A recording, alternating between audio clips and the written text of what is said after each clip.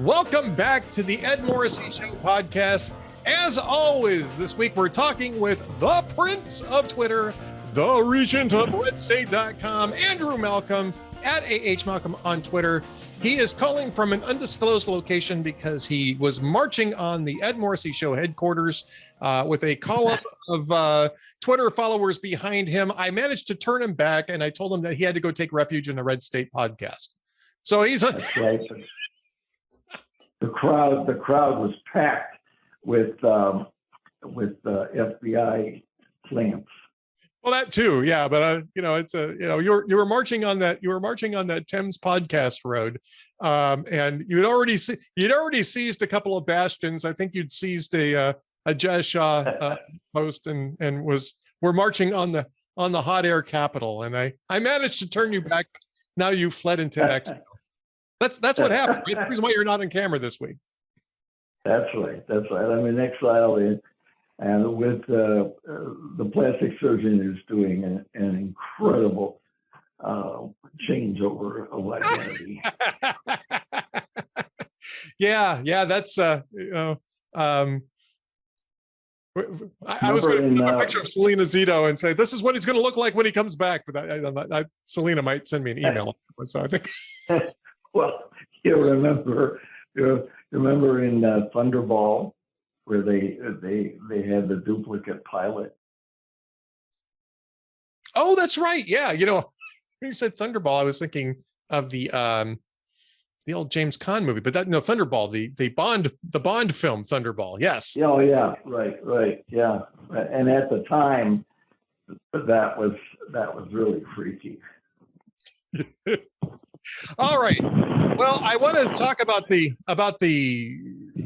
big stories. We're going to get into Hunter Biden. We're also going to get into the Fox News shakeup, but we got to start off with what's going on in Russia, because that's just crazy, man. Yeah. I mean, fascinating. It's fascinating, right? I mean, this is history sort of unfolding. You don't usually see strongman regimes crack quite this openly, right? I mean, it's right. This one was developing for a while, and it's like it was almost like this catastrophe in slow motion for Vladimir Putin. Now they finally turned Yevgeny Prigozhin back, and he's going to go live in Belarus with about 8,000 of his followers, apparently. And my advice for Yevgeny Prigozhin is don't stand near any windows, especially on higher floors and buildings, because I hear that the Moscow window flu is spreading to Belarus these days. But yeah, nothing about that made sense. Well, to my eyes, and I'm not a Russian expert, but to my eyes, this is shows the changes in Russia since the end of the Soviet Empire. Yeah. Where during the real Soviet era, he would have been assassinated, arrested, and the NKVD or the KGB would have hauled him off and into the woods, and he wouldn't come back. Right. Well, now, and as you pointed out, it's been a slow motion ongoing. We got Prigozhin, who's been openly defiant. Now, he was careful to be defiant of Putin henchmen, the Minister of Defense and the head of the armed forces, and criticizing them thoroughly and blatantly and strongly. But the business of marching into Russia, and to get away with it for a couple of days is that's a crack. And when you see something like that, I think the real changes have come later on. I mean, you remember during the Stalin era and Khrushchev and all that, they would watch a parade from the parapet of the Kremlin. And the lineup of men in their fur hats standing there would reveal who was the big guy and who was number two and who had moved down the line.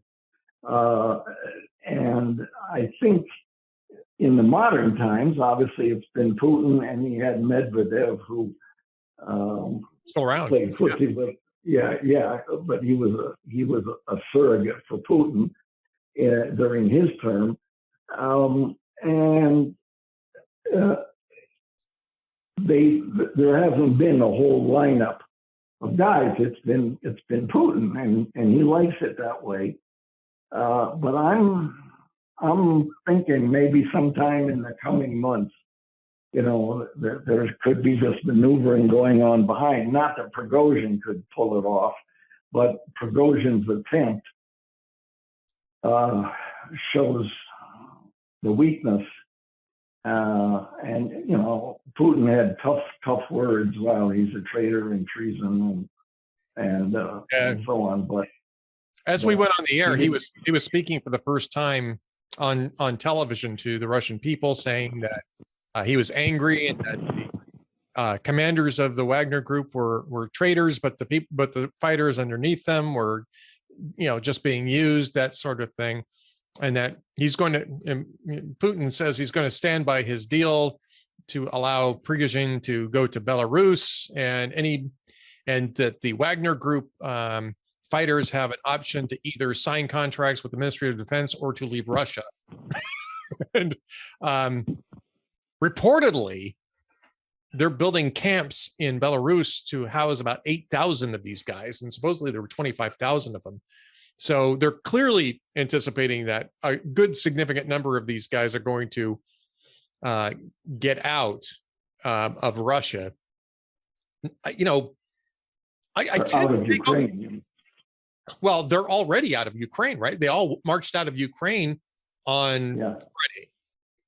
It took Rostov, which was the seizure of Rostov. That's the communications link to, for all of the troops in Ukraine, for the Russian troops in Ukraine. They don't have any other way to resupply those guys except through Rostov. And so it looked like they were basically going to cut off the army and then seize Moscow. And I think I know Prigozhin said, well, that's not what I was intending to do. This was just a demonstration. You don't shoot down helicopters if you're on a demonstration. They were exactly. And what was remarkable about this, Andrew, is that they were basically unopposed. The Russian National Guard, which is not a battle-tested formation, right, had set up a ring around Moscow, but they weren't able to slow these guys down before then. They just talked Prigozhin out of it. I think he just lost his nerve. I think he fully intended to try to seize Moscow and to beat out justice on his own terms. And I think he just wilted in the moment, because to me, this was the classic Julius Caesar move, right? And I was saying this since Friday, is that Julius Caesar took a look at, he was in a dispute with Pompey, who was I think he was the consul, or he was the a part of a triumvirate or a quadriumvirate at the time that was running Rome, and decided that he wanted to settle the dispute by basically seizing the capital. And he had 1 legion, and Pompey had, I think, 10, but they were spread out all over the place, right? His legions were out in the hinterlands doing imperial stuff. And Julius Caesar saw the opportunity to seize Rome, and he did. He crossed the Rubicon, shocked Rome, shocked Pompey. Pompey had to flee, and Julius Caesar spent the next 2 years chasing him all over the place until Ptolemy the 13th had him beheaded in Egypt, and Julius Caesar had Ptolemy the 13th killed for the insult of beheading a Roman general. Those guys, that was stable. They don't suffer fools or what do you call them, opponents, contenders. Well, no, but I mean, this is weakness, and this is the thing that I think is the most remarkable part of this. I know Vladimir Putin's on TV, saying we're strong, it's nonsense. They got caught with their pants down because all of their useful fighting forces are in Ukraine. They've got no defenses. And if Ukraine mustered 25,000 people to march on Moscow, they wouldn't be able to stop them. Exactly. And the ones that are in Ukraine aren't that great so far. Right. Their command structure is ancient, and it didn't work for the Germans. It didn't work for the Russians. I guess it did work for the Russians, and they just killed a couple million guys, throwing them at it, and they finally won. But wow. The humanity that's being lost in this vanity coup of Putin is beyond belief. Yeah, it's really amazing to me how this is going on, and what this does for Putin. I mean, this shows that this is a very brittle regime, and it's not going to take much to push it over.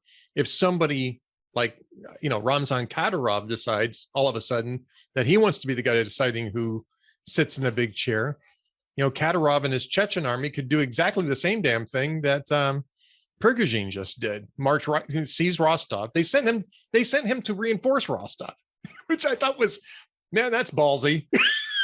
It's like, what do you?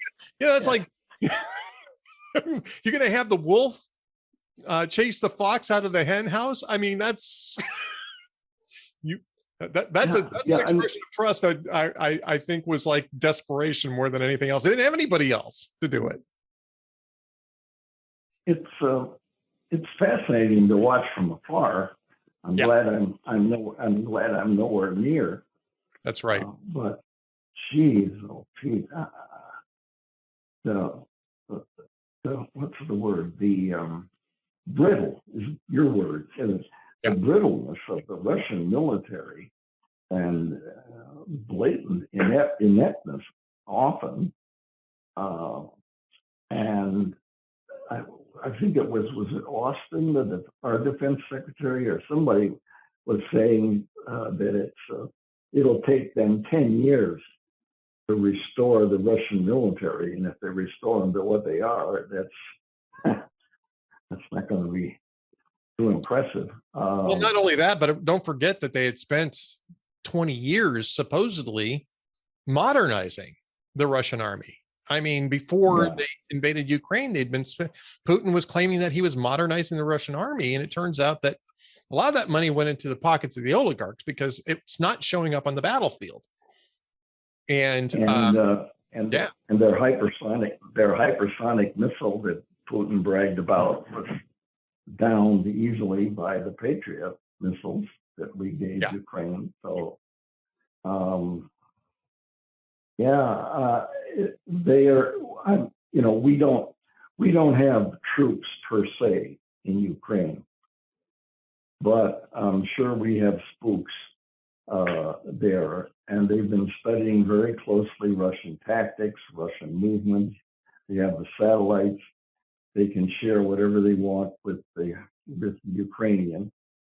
I know we have shipped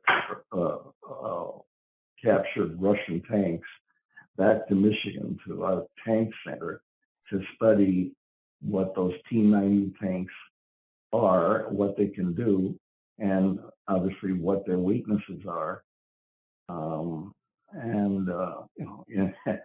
It's the least Ukraine can do is to hand over some captured Russian tanks. Right. But the mess, and then from a strategic point of view, the colossal misstep by Putin, the colossal ineptness of their intelligence, that they thought Ukraine was just going to fold, and they ran into a buzzsaw, and then the colossal ineptness of their strategies and their tactics. They have execution. Yeah, I mean, all of it. They have they have no non-commissioned officer ranks. In the American Army and the strength of it, and I guess NATO, but the strength of the American Army on D-Day was that captains had a lot of initiative and a lot of leeway, and they could change and adapt as battles always do, and ultimately vanquish whatever obstacle they were facing. The Germans on D-Day, they had panzers there. What was the tank guy's name? The famous Rommel? tank guy. Rommel, yeah, he was on leave. He was on leave back with his family. He had to commit suicide later, but he was on leave, and the Panzer forces wouldn't do anything without Hitler's okay. And as usual, he was up late in the bunker, and his aides would not wake him up. I mean, this is the opening act of the end of the Third Reich, and they're not going to wake him up and disturb his sleep because they're so scared of him. I mean, this is what all autocrats faced. And by the time they woke him up, and by the time he ordered the panzers and they got going, the Americans had too much of a foothold, and it was bloody, but they couldn't push them back into the sea. Well, the same thing has been displayed in the initiative of the Russian army in Ukraine. The NCOs have no initiative, so when they run into a problem, nothing happens. And so the general goes to the front, and I think Ukrainian snipers have wiped out more than a dozen senior officers, including generals, because they show up at the front to try to clear up the mess, and they can't adapt. So this is very revealing, I suppose, in terms of NATO. It builds their confidence, but NATO itself has been lax since the end of the Soviet Union, and they haven't been spending as much on defense. Trump called them out on some of that. Yep. And so they're going to have to get their acts together, and they're going to have to get Erdogan out of the way somehow. The election didn't do it, to get him to okay Sweden's entry into NATO. But and I have no idea. Well, you can guess why Turkey is in NATO. It was an early member. I think it was 52. They got in there. NATO started in 49. And Turkey was in it, I think, because the big air base Incirlik in Turkey gave the Allies access to the whole Middle East. But the Turkey is, I looked it up one time, it's thousands of miles from the North Atlantic. It has nothing to do with the North Atlantic Treaty Organization, and he's playing both sides. Putin is building a nuclear reactor for him. Putin sold him the most sophisticated air defense system of Russia. And then Erdogan said, oh, by the way, we'd like to have some F-35s. And fortunately, the U.S. so far anyway has said no. So the whole thing is exposed weaknesses on all sides and opportunities for us if we're willing to take them. Yep.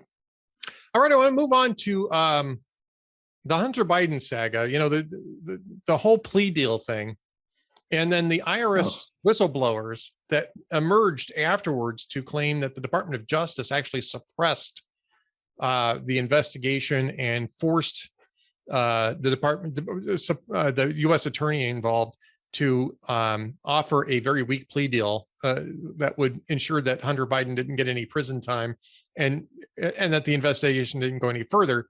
There's lots of angles to look at, but what I want to talk to you about, Andrew, first off, is the whole thing smells.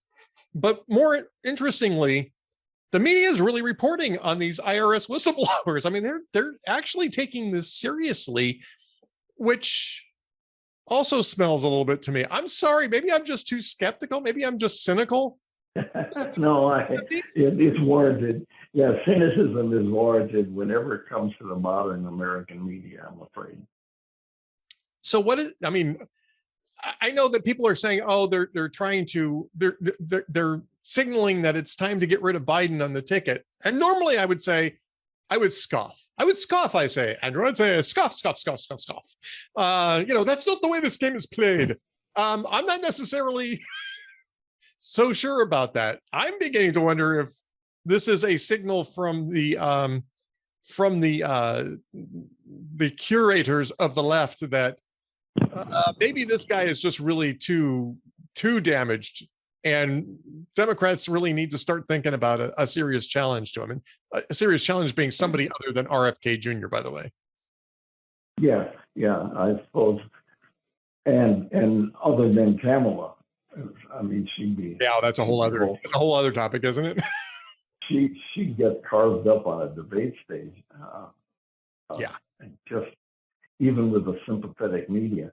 Well, you're right. And I have been thinking. I'll back up. We talked about this earlier in the winter, and you said you didn't think Biden would be the ultimate nominee in 24 for Democrats, yep. And I thought at the time, what was the alternative? And if you make the alternative Kamala, then that, or if you block her, then that opens up another whole can of worms that makes a Democrat victory problematic. Right. But I've come to the conclusion. I don't know who it is. I mean, you'd think Newsom or Pritzker or somebody, but I don't understand. I don't believe that Biden's gone so far. I don't know how they could put him up now.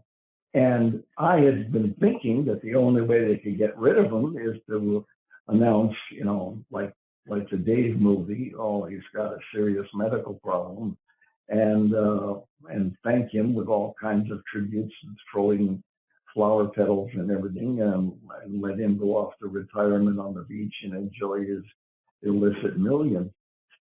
But I guess it could be done with, well, sir, the clamor over corruption is just too great. You're going to have to voluntarily step aside. We won't oust you. And Biden doesn't seem in any position to resist. Maybe Jill would, but. Well, I think that's the point of having NBC and CBS and ABC actually cover the IRS whistleblower, especially NBC. I mean, Lester Holt led off the Friday evening, broadcast. Chuck Todd had covered it earlier in the day as a significant story, and Lester, it was it Thursday or Friday's broadcast, led it with the whistleblowers, and these whistleblowers. I mean, somebody's lying, right? Merrick Garland says David Weiss had plenary authority. Nobody told David Weiss what to do. And these guys have documentary evidence supporting their contention that David Weiss told them at the time that he wasn't the person making these decisions. So somebody's lying. Either David Weiss is lying, or the whistleblowers are lying, or Merrick Garland is lying. And the proper thing to do is haul everybody in front of a House committee, force them to take an oath, and testify as to what exactly the F was happening in this 5-year investigation of Hunter Biden. And James Comer is saying that that's what he wants to do. He doesn't want a special counsel. He wants to handle it himself, which I think is right. Well, I don't know if he's going to get what he wants, but that would be helpful. And you think Merrick Garland, without Mitch McConnell, Merrick Garland would have been on the Supreme Court. Yeah. And what a hack he turned out to be. another Abe Fortas. Jeez. Yeah. What a hack he turned out to be. I mean, the idea that if you're criticizing the Department of Justice, you're attacking democracy is absolutely insane. Right? It's absolutely nuts. These are the same guys that were criticizing Bill Barr for not, throwing Trump in jail while he was still president, and all of a sudden, if you talk bad about the Department of Justice, you hate democracy. No. Yeah, talk about self-serving. Jeez. Oh God, yeah. All right. Well, we got to get in one last topic here. Fox News announced its new primetime lineup today. And it's basically the same primetime lineup, except that they're just moving Jesse Waters up into primetime, which I think was pretty much the obvious play for them anyway, right? He's a popular guy. He's got his own audience, and it makes sense. This is to replace Tucker Carlson. Yeah, I don't know that Jesse Waters has the wattage of Tucker Carlson, but they moved Laura Ingraham earlier, and they moved Greg Gutfeld earlier. He was dominating late night. Totally dominating late night. But now he'll be at 10 and not late night. So, it's showbiz. It shows you that it's showbiz, and I guess there's nothing wrong with that unless you expect it to be run on a legitimate news basis. Well, prime time on all these cable networks is entertainment time, right? I mean, it really is. So Jesse Waters fits into that paradigm. So does Greg Gutfeld, for that matter. It doesn't mean that they're not also covering important topics, but it's more entertainment than it is, a straight news program. Brett Baer is straight news, right? And he's good at it. Oh yeah, and he did a good job with Trump last week. He did. But I mean, I think that, again, it's either that or you have to bring in somebody from the outside, right? And I don't know who you bring in from the outside anyway to replace Tucker. So you may as well give Jesse Waters a shot at it and see how well he does. I mean, Tucker Carlson was pretty well known when he took that gig with Fox, but he was the Daily Caller founder and stuff like that. He had his own audience, but it's nothing like how he turned out to be. He turned out to be a phenomenon in there. And it's possible Jesse Waters can do the same thing with a 1 hour show. I mean, there's certainly been talk, and I think it was over at Real Clear Politics last week sometime. Somebody was saying, I'll say this. Jeff Schaefer actually said it first at Politico, which is that the star of Fox News late night is Fox News. And you can kind of plug anybody into there and you're still going to get really great ratings because it's not the people, it's the brand that is selling. And really? I think, I think the Tucker thing really kind of damaged that, but we'll see. It might end up being still true with Jesse Waters. And I'm not saying that Jesse Waters isn't a talented guy. He's a funny guy. He's a talented guy. And he's certainly got a point of view. But, they lost, Bill O'Reilly and things were fine. They lost Glenn Beck and things were fine. They canceled Tucker and things weren't fine for at least a little bit. Now they're going to try to stabilize things. As far as I can, this is the easiest play for them to make. And they lost Reagan. I'm sorry, they lost who? I'm having a brain lapse here. The woman who went to NBC. Megyn Kelly. Yeah, they lost Megyn Kelly, who had a really good established audience, but she did get crosswise after the debates with Trump. And I think that was part of the reason why, part of the decision process in her leaving Fox to go to NBC, and it didn't work out very well for her. It's working out very well now as an independent, doing independent show production for her. But yeah, the Tucker thing was different. I mean, they canned Tucker when he was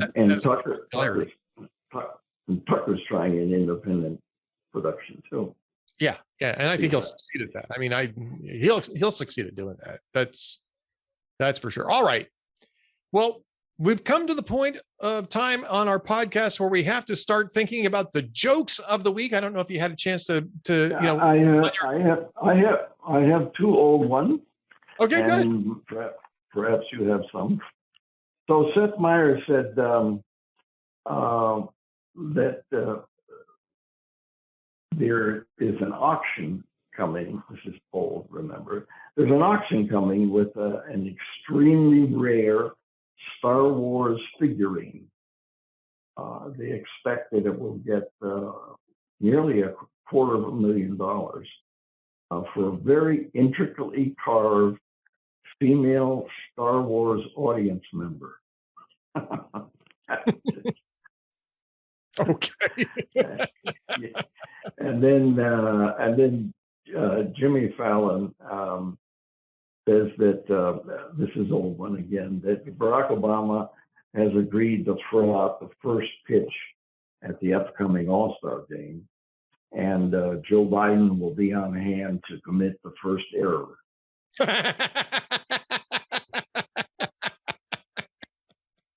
I like that one. I like that one too. All right, I got a couple for you. Mary's fourth grade homework assignment was to make sentences using the words in her spelling list along with the definition. So she came across the word frugal and she asked her dad what it meant. And he says, well, that frugal means, you've saved something. So she wrote, "Hey, Marion fell into a pit when she was walking in the woods. So she yelled for somebody to come get her out and yelled, frugal me, frugal me." That's a clean joke. And then this is a clean joke. Frugal me. All right. When my wife was sleeping, I drew Mark Hamill on her forehead, and you should have seen the Luke on her face. Oh, no. Wah, wah, wah, wah. Luke, I am your mother. Oh, man. Okay. So, okay. Well, that's it for, those are pathetic. Yeah. Right. Not just yours. I mean, no, although I like the All-Star one. Yeah. But all right. So, but that's the best we can do while you're running and hiding in Bella Red State. Bella Red State. Yeah, that's a good one. Yeah. Well, I could have said Bella Air, but that would have sounded a little weird. But so Bella Red State. That's but you don't need to hide in Red State because you are the regent of redstate.com, the prince of Twitter at AH Malcolm, here every single week with your wisdom. Next week we get you back on camera. We got the we'll be looking forward to that. But always great to talk to you, video, audio, or even by smoke signal, Andrew. It's always great to deconstruct the top stories of the week with you. I agree. And, all these 15 years, the show must go on. The show must go on. It must go on. So, and it just, all right, Andrew, have a great week. All right. Thanks, everybody. Thanks, Ed. See you later. This is Ed Morrissey of hotair.com for Town Hall. Call it the shortest and strangest challenge to Vladimir Putin's power and his strongman regime. Yevgeny Prigozhin, a man elevated by Putin from caterer to warlord, was one day's march from Moscow with some 25,000 battle-hardened mercenaries behind him. Putin, who has all of his army committed to a failing conquest of Ukraine, looked ripe for a fall. Only a last-minute deal brokered by Putin ally Alexander Lukashenko averted a civil war, for now. Despite accusing Prigozhin and his commanders of treason, Putin allowed them to leave Russia with thousands of his soldiers. Putin is weaker and the Russian war looks more precarious than before. And that is a worrisome development. Putin has been a threat to the world peace and stability for decades, but the alternatives at the moment are worse. Prigozhin himself was little more than a brutal warlord. The West had better start preparing now for what's next. I'm Ed Morrissey.